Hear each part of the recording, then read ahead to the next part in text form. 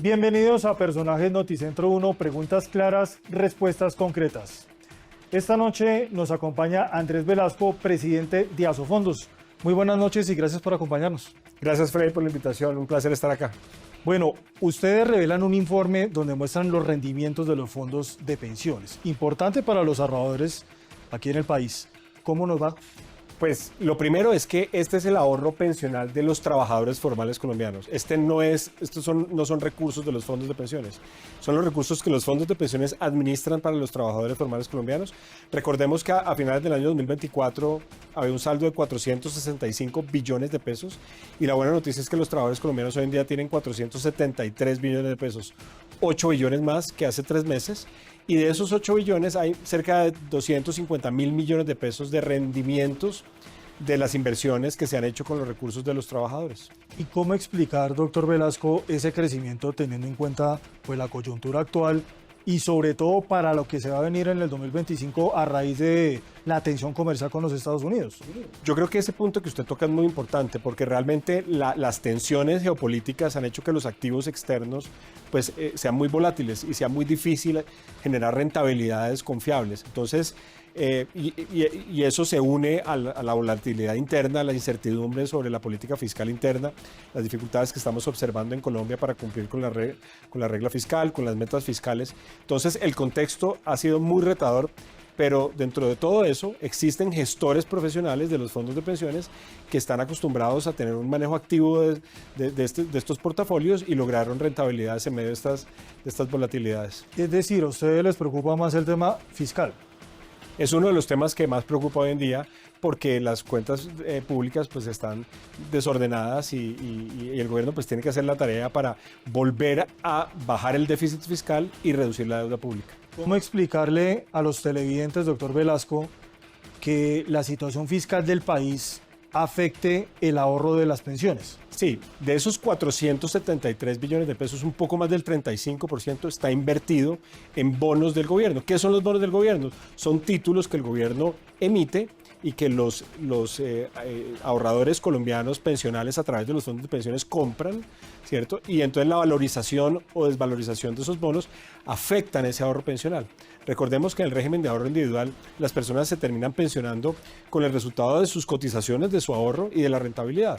Entonces, la volatilidad que tengan esos bonos, la incertidumbre que exista sobre ellos y por lo tanto sobre todo el panorama fiscal, pues es muy importante para los trabajadores colombianos. ¿Esa transición de la reforma ya, digamos, está lista o se está implementando? ¿Qué le falta a eso, doctor Velasco? Y uno lo pregunta es por la gente en la calle. A uno todavía le preguntan yo qué debo hacer, cuál es el proceso, ante quién debo ir.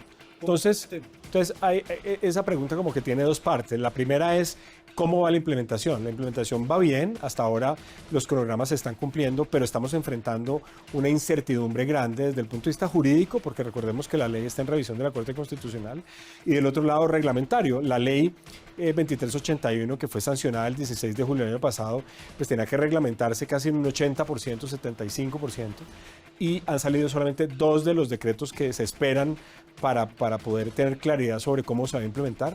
Hay un decreto que se llama el Decreto Único Reglamentario que debería salir, ojalá hoy mismo, a segundos comentarios, el decreto del Fondo de Ahorro del Banco de la República, pero adicional a eso hace falta que se expidan por lo menos 2 decretos más sobre cómo va a ser la inversión de los fondos en el Fondo de Ahorro, en las cuentas generacionales, etcétera, etcétera. Entonces, desde el punto de vista de la certeza jurídica y reglamentaria, pues nos hace falta información que el Gobierno Nacional debería pues, producir muy rápidamente. Recordemos que quedan 68 días para que la reforma empiece a funcionar. Por otro lado, yo creo que la tarea de pedagogía tiene que continuar y podemos hacerlo en estos espacios. Toda la población de colombianos mujeres, por ejemplo, que logran acumular 750 semanas al 1 de julio cotizadas, u hombres que logran acumular 900 semanas cotizadas al 1 de julio, entran dentro de lo que se conoce como la población en transición. Esa población en transición puede elegir quedarse con las reglas de la Ley 100, con las reglas anteriores, ¿cierto? Y una de las cosas que puede hacer es aprovechar la ventana de oportunidad de traslado, que es, recordemos, antes la Ley 100 prohibía traslados cuando usted estaba a menos de 10 años de cumplir la edad de pensión. Con esta ley, se abre una ventana para que usted, incluso faltándole menos de 10 años para pensionarse, pueda hacer el proceso de doble asesoría y elegir cambiarse al fondo que más le convenga. Al 85% de los colombianos les conviene pasarse a los fondos privados, porque puede pensionarse cotizando 3 años menos con el mismo monto de pensión. Doctor, se nos acaba el tiempo, pero no quiero dejar de preguntarle. Con esta situación, como queda obviamente la legislación en pensiones, ¿habría marchitamiento de los fondos o no? Los fondos han tenido unas funciones hasta ahora que son la administración del ahorro privado obligatorio, ¿de acuerdo? Entonces, durante las próximas 2 décadas, los fondos de pensiones van a continuar administrando esos recursos que hoy en día suman 473 billones de pesos y sobre los cuales hemos obtenido rentabilidades muy importantes, del 7% por encima de la inflación en los últimos 20 años. En la medida que la gente se va pensionando, esos recursos pensionales pues pasan a Colpensiones o al fondo de ahorro para que se les pague su pensión. Entonces esos saldos se van a ir disminuyendo en el tiempo, pero al mismo tiempo vamos a ir recibiendo las nuevas cotizaciones de la población que gana por encima de 2.3 salarios mínimos.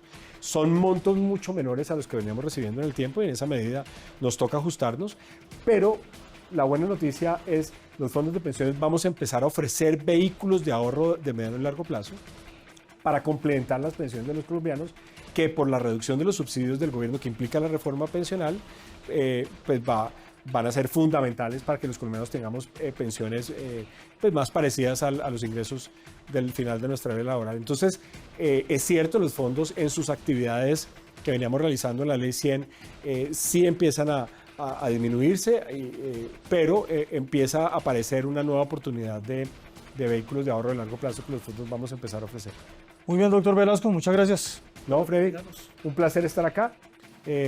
Estos temas son complejos, yo creo que hay que continuar con la pedagogía y muchas gracias por la oportunidad de presentar estos temas aquí en este programa. Así es, doctor, muchas gracias. Y precisamente esa es la pregunta para nuestros televidentes.